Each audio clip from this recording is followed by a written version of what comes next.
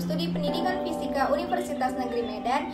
Nah, di sini saya akan menjelaskan mengenai komponen-komponen di dalam menjelaskan dan juga praktik langsung komponen menjelaskan di dalam kelas. Keterampilan menjelaskan adalah bagian dari pembelajaran micro-teaching, di mana keterampilan menjelaskan merupakan keterampilan dasar yang perlu dimiliki oleh seorang guru. Selain dapat menguasai materi, guru juga harus bisa mengolah materi dan dalam menyampaikannya kepada peserta didik.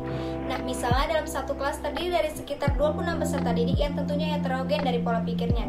Nah, sebagai seorang guru, teknik dan strategi menjelaskan guru harus dikuasai untuk menyampaikan pengetahuan pada 26 peserta didik tersebut.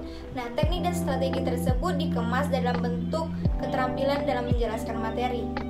Jadi menurut Sofwan, dalam keterampilan dasar micro-teaching di halaman 26-nya, keterampilan menjelaskan dalam pembelajaran ialah penyajian informasi secara lisan untuk menunjukkan adanya hubungan yang satu dengan yang lainnya, di mana misalnya antara sebab akibat, definisi dengan contoh, atau dengan sesuatu yang belum diketahui. Nah, jadi dalam penyampaian informasi yang terencana dengan baik dan disajikan dengan urutan yang cocok merupakan ciri utama di dalam kegiatan menjelaskan. Dan dari pernyataan itu bahwa tentunya secara jelas dapat dikatakan bahwa keterampilan menjelaskan harus memiliki korelasi antara materi dan juga sistematiknya. Nah, pemberian penjelasan merupakan salah satu aspek yang sangat penting dari kegiatan guru di dalam interaksinya dengan siswa di dalam kelas, dan biasanya guru juga cenderung lebih mendominasi pembicaraan dan mempunyai pengaruh langsung, misalnya di dalam memberikan fakta, ide, ataupun pendapat. Nah, jadi ada komponen-komponen di dalam menjelaskan, di mana komponen-komponen di dalam menjelaskan dapat ditinjau secara garis besar terbagi menjadi dua, yaitu dalam sisi merencanakan dan juga penyajiannya. Yang pertama ada komponen merencanakan, di mana penjelasan yang ditarik oleh guru harus direncanakan dengan baik, terutama yang berkenaan dengan isi pesannya dan penerima pesannya. Nah, setidaknya ada dua hal yang perlu diperhatikan di dalam perencanaan penjelasan, yaitu isi pesan yang akan disampaikan dan juga peserta didiknya. Nah, yang berhubungan dengan isi pesan, yang pertama kita harus menentukan garis besar materi yang akan dijelaskan. Yang kedua, menyusun garis besar materi tersebut secara sistematis dengan bahasa yang mudah dipahami oleh peserta didik.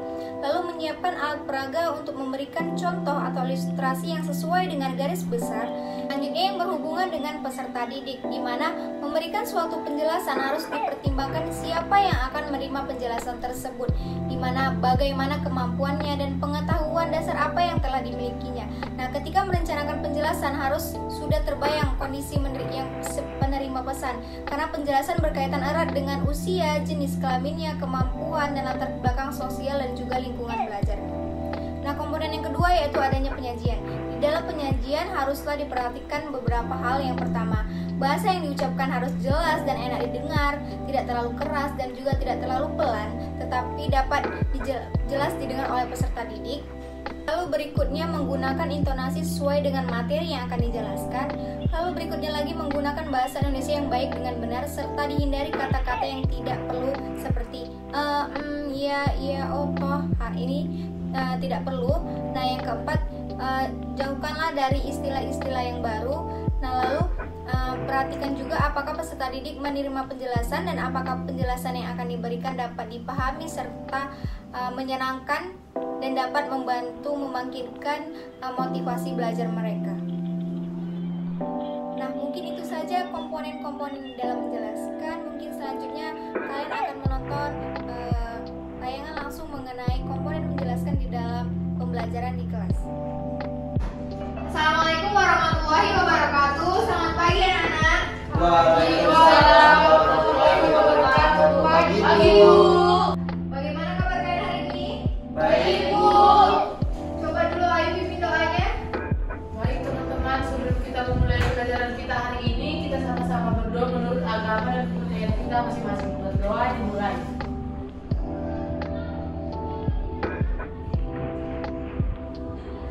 Amin, berdoa selesai.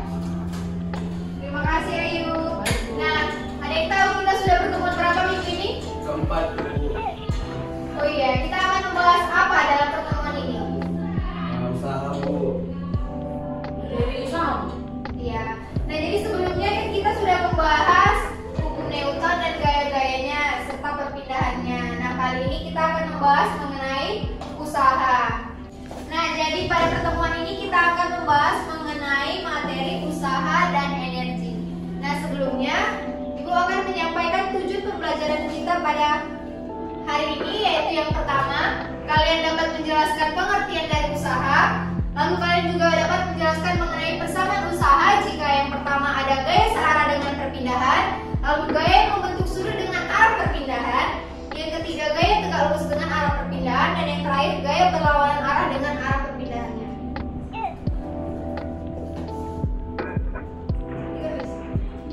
Nah, dari gambar ini apa yang bisa kalian lihat? Seseorang mendorong mobil yang sedang mogok. Nah, menurut kalian ketika orang atau seseorang dalam gambar ini mendorong mobil yang mogok, apakah mobil itu akan bergerak? Nah, lalu apa yang bisa kalian simpulkan dari gambar yang Ibu berikan di sini? Tidak adanya pergerakan kecil. Benar bahwa mobil tersebut tidak akan bergerak atau berpindah tempat karena dia tidak akan melakukan gaya atau usaha, walaupun sebenarnya dia ini udah berjuang kan mendorong mobil itu dengan sekuat tenaganya dengan gaya apapun, tapi mobil itu nggak akan maju. Jadi peristiwa ini itu merupakan peristiwa yang tidak melakukan usaha. Nah, untuk itu boleh tolong Ayu sama Juni maju ke depan.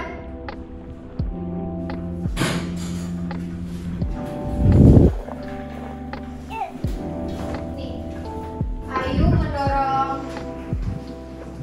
kursi dan Juni mendorong dinding. Siapa dulu yang pertama kali? Oke, Ayu dulu. 1, 2, 3. Lalu Juni dorong dinding itu. Lagi, coba. Udah cukup. Oke, silakan duduk. Terima kasih. Nah, sekarang mau bertanya, antara Ayu dan si Juni, siapa yang melakukan usaha? Ayo, Bu. Ayu bisa memberikan pendapat kenapa bisa Ayu? Karena bendanya berpindah, Bu. Oke, benar sekali. Siapa? Aisyah ya. Ya. Nah, jadi ketika Ayu mendorong kursi itu berpindah kan. Nah, sedangkan si Juni ketika dia mendorong dinding itu nggak bergerak, tetap diam. Nah, jadi Juni itu tidak melakukan usaha karena dindingnya tidak berpindah, sedangkan Ayu itu kursinya berpindah, maka Ayu adalah melakukan usaha. Nah, selanjutnya kita akan membahas lebih lanjutnya mengenai materi usaha ini. Nah, jadi usaha adalah besarnya gaya yang bekerja pada suatu benda sehingga benda tersebut mengalami perpindahan. Nah, sedangkan di dalam kehidupan sehari-hari itu usaha adalah yang kita upayakan. Kita mau, misalnya kita pingin makan McD nih kan, kita berusaha nih ke sana untuk membeli McD ini. Nah, sedangkan usaha dalam fisika itu adalah besarnya gaya yang bekerja pada suatu benda sehingga benda tersebut mengalami perpindahan. Contohnya tadi Ayu yang mendorong kursi sehingga kursi tersebut jauh berpindah dari tempat posisi semula Ayu. Nah, apa yang menyebabkan pada gambar yang pertama tadi, gambar yang mendorong mobil yang mogok dan juga Juni yang mendorong dinding itu tidak bergerak karena mereka tidak melakukan usaha atau usahanya sama dengan nol. Nah, jadi sebesar apapun gaya yang kita berikan terhadap benda, ketika benda tersebut tidak mengalami perpindahan, maka dia tidak melakukan usaha. Nah, sekarang udah paham? Paham, Bu. Nah, selanjutnya kita akan membahas mengenai usaha di dalam berbagai kasus. Nah, yang pertama, besar usaha jika gaya bekerja searah dengan perpindahannya. Nah, jadi contohnya ini, kita ketika mendorong troli di minimarket, nah, tangan kita itu kan searah dengan troli tersebut kan.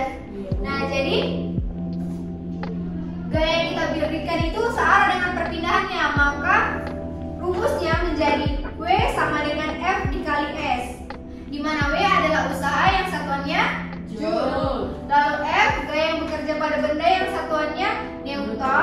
Dan juga S adalah perpindahan yang satuannya meter.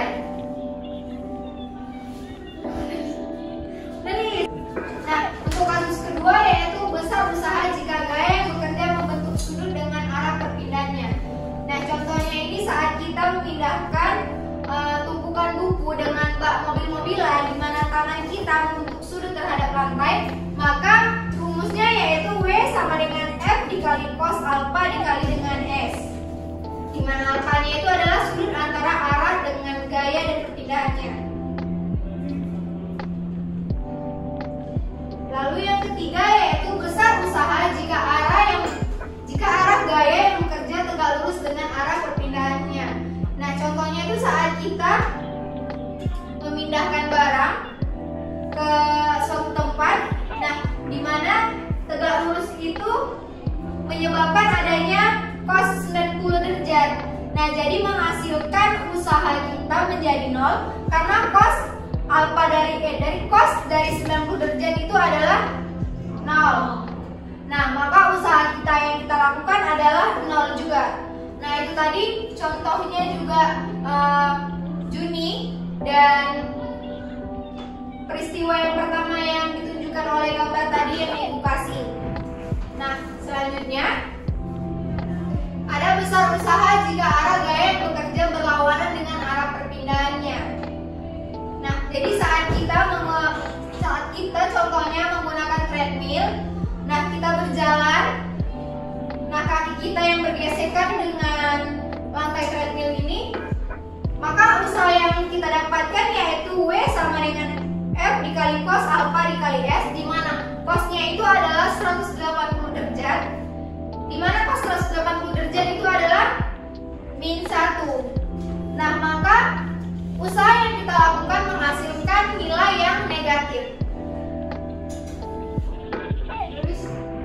Nah, jadi itulah contoh usaha di berbagai kasus. Nah, selanjutnya apakah kalian mengerti? Mengerti, Bu. Oke, selanjutnya Ibu akan memberikan contoh soal yang akan kita bahas sama-sama. Yaitu yang pertama, sebuah mobil mogok di tengah jalan. Nah, seseorang berusaha mendorong mobil tersebut ke pinggir jalan. Namun mobil itu tidak berpindah sedikit pun dari tempat semula. Nah, usaha yang dilakukan oleh seseorang tersebut bernilai A 0, B netral, C positif negatif, D negatif, dan E positif. Nah, siapa yang bisa jawab? Saya, Bu. Ya, silakan Nopi. Jawabannya A, Bu, 0. Nah, yang lain ada yang tahu?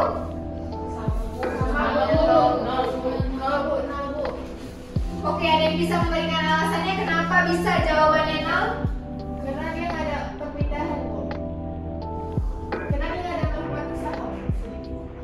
Kalau kerja pusat sama seperti tadi Juni menggeser ini. Oke, benar sekali ya. Berikan aplaus kepada Aisyah. Nah, terima kasih Aisyah. Nah, untuk itu selanjutnya ada contoh soal kedua. Nah, boleh tolong Juni maju ke depan untuk menuliskan jawaban soal ini.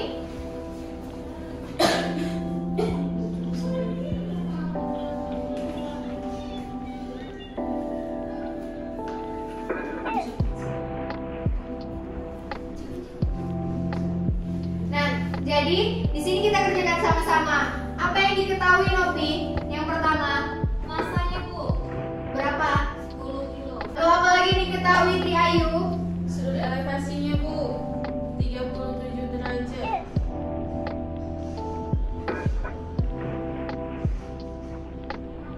Yang terakhir apa yang diketahui Aisyah? Perpindahan, Bu, Sebesar 2 meter. dan jadi apa yang ditanya Juni?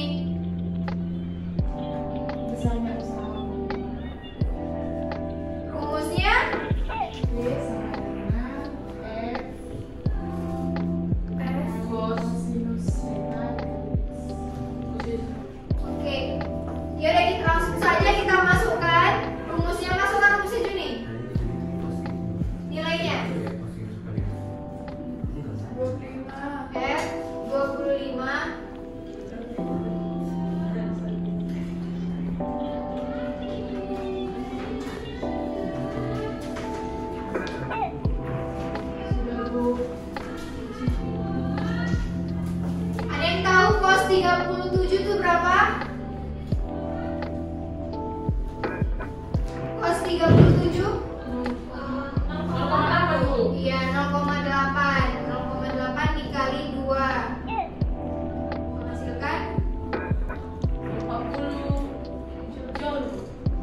40 joule. Nah, jadi jawabannya ada pada pilihan B. B, yaitu 40 joule. Sudah, terima kasih Juni. Sampai Ibu.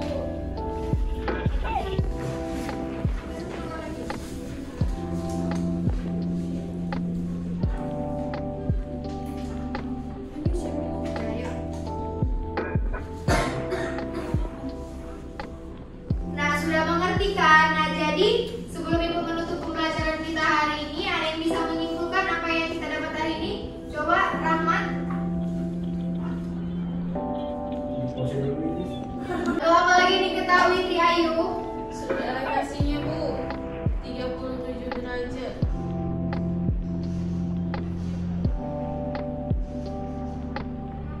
Yang terakhir apa yang diketahui Aisyah?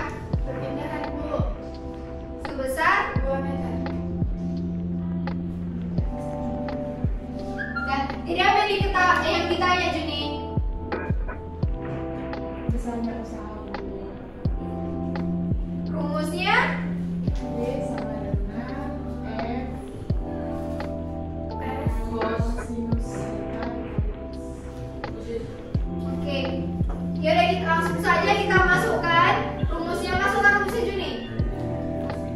Nilainya 25 F 25